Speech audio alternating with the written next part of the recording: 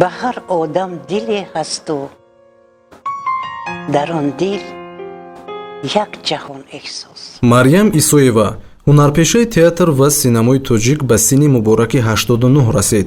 ӯ бештари умри худро дар саҳна ва бо офаридани нақшҳои гуногун сарф кардааст.